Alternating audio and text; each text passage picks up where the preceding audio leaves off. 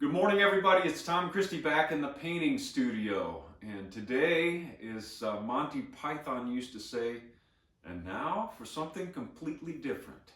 We're going to take a look at iridescent paints.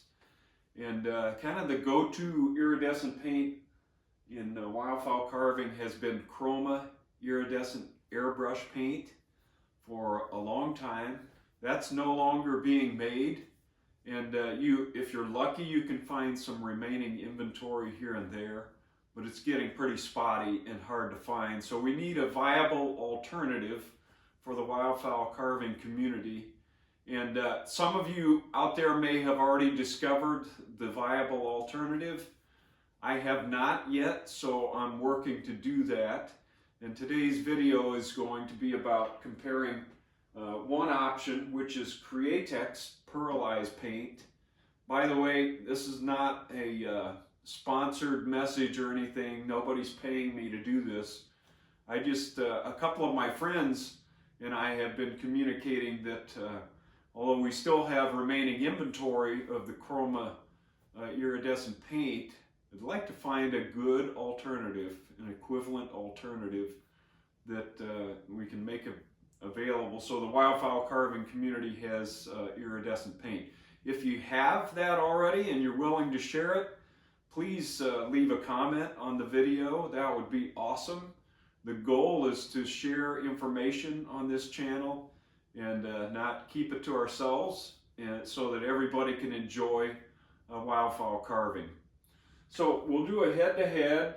It was I've got quite a few colors here, and the first thing I wanted to do was just on kind of cardstock, do a head-to-head of the Chroma colors and Createx Pearl colors side by side. Let's just take a look at a couple of things. The color itself, and then the level of iridescent shine or pearlescence, because that's key too. If there's too much, it's going to look fake.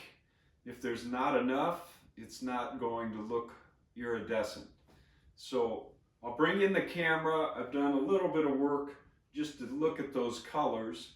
And then what I want to do is, I've got a hunting decoy, and I want to repaint the head on this Drake Mallard using the Createx paint. And let's see how it looks, because that is the true test, is the iridescent paint on the hard surface. And how does it look in the light? Is it overblown? Is it underdone? We'll find out together. Not sure how this is going to turn out, but it should be fun.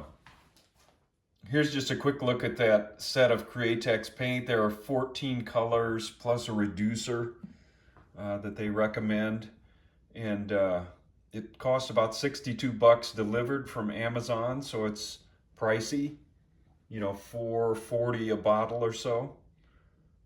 So that is to be considered as well.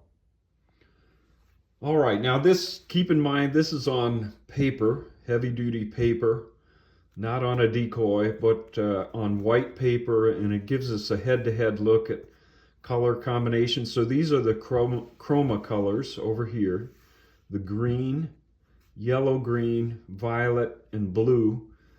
And there are 4 coats on each one of these colors, head to head.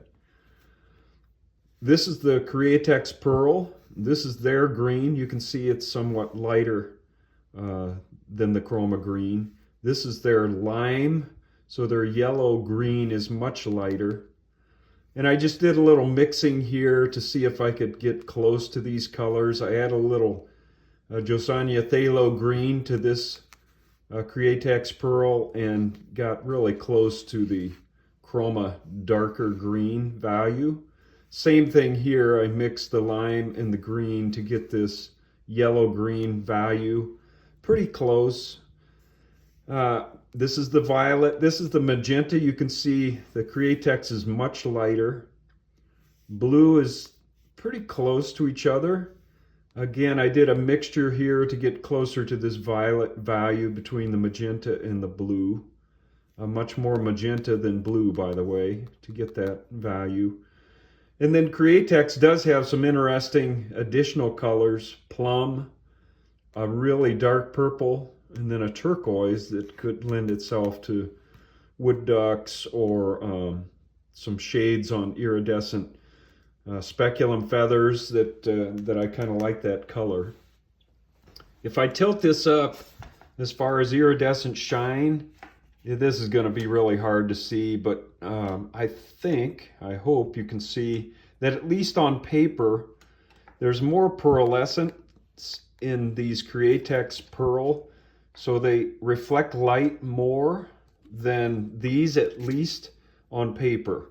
And I keep saying that because paper does absorb much more than a painted decoy surface is going to. So the head-to-head test really needs to be on a hard surface, on a decoy, on a curved surface, and then we'll see what it looks like.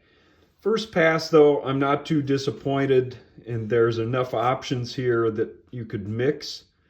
It's hard to beat these go-to colors that you don't have to mix it all in the Chroma brand, but if they're not going to be available, we have to look at alternatives, and that's what we're doing in this video. Hey, just one other quick first impression. It felt like there's less pigment in the Createx Pearl. As far as coverage goes, it seemed like the Chroma had a little more covering power. And we'll see if that is important. I just thought I would mention it, and that there's no science to that. It's just my gut feel from having painted these samples. So let's take a look at airbrushing some of these colors and see what we get. All right, I've got this guy masked off, and I'm just going to use a combination of carbon black and phthalo green. That is Josanya colors. Go in with a wide brush and go ahead and darken the entire head. So there goes the factory iridescence.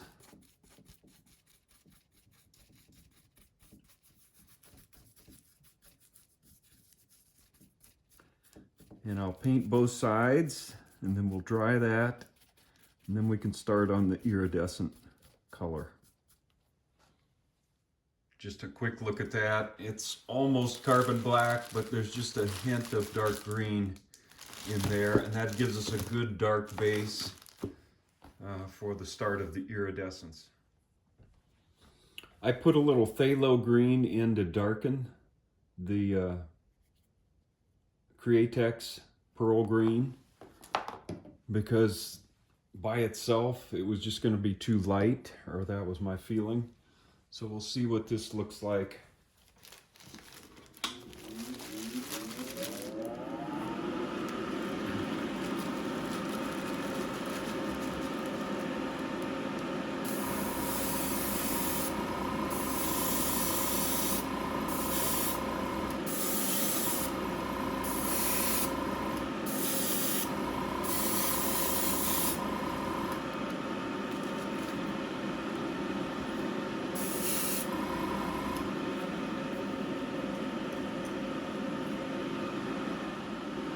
There's first pass after drying.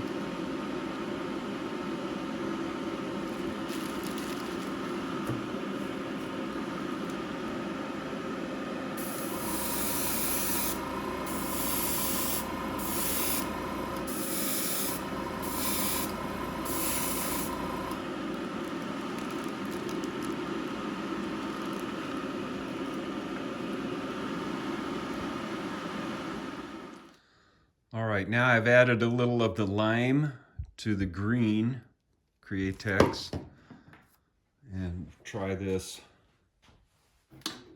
This is to hit and provide some highlights to the green value that we already have in place.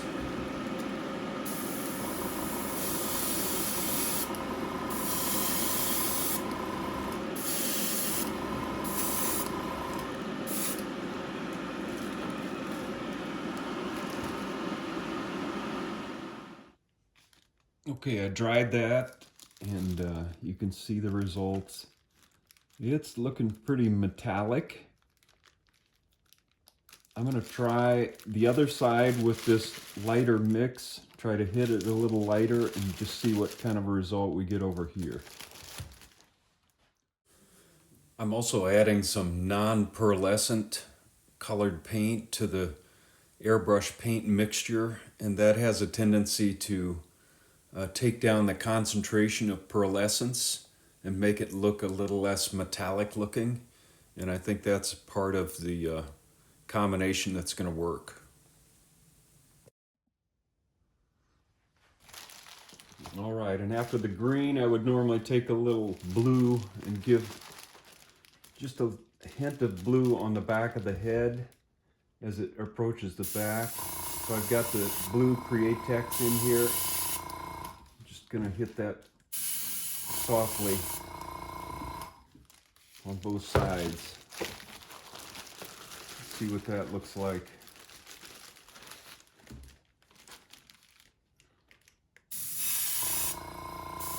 It doesn't need a lot.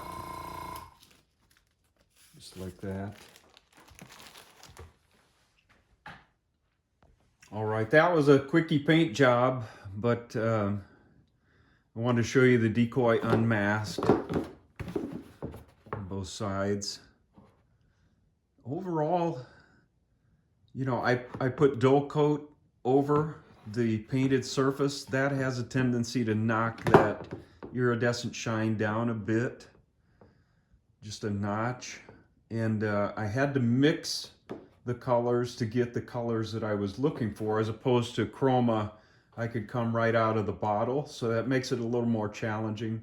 But I think the overall look is pretty solid, and it makes me want to explore the Createx colors more. I have no clue on durability. Can't make any claims on that or give you any science on that right now. But as far as colors go and the iridescent effect, it looks like Createx gives us an alternative to the Chroma that's worth exploring further. All right, well, that concludes today's science experiment. We tried Createx Paint versus Chroma and got a pretty decent result. I would encourage anyone out there that has found a better alternative than Createx, let us know, leave a comment. That's what this is all about. Let's share information. And I'm sharing what I know about these paints that are brand new to me. But overall, I'm impressed enough that I want to pursue it further. So I was thinking these may just become my grandkids' painting colors, but we'll see. I may be able to use them for decoys too. Until next time, Tom Christie signing out. Good carving to you, good painting to you.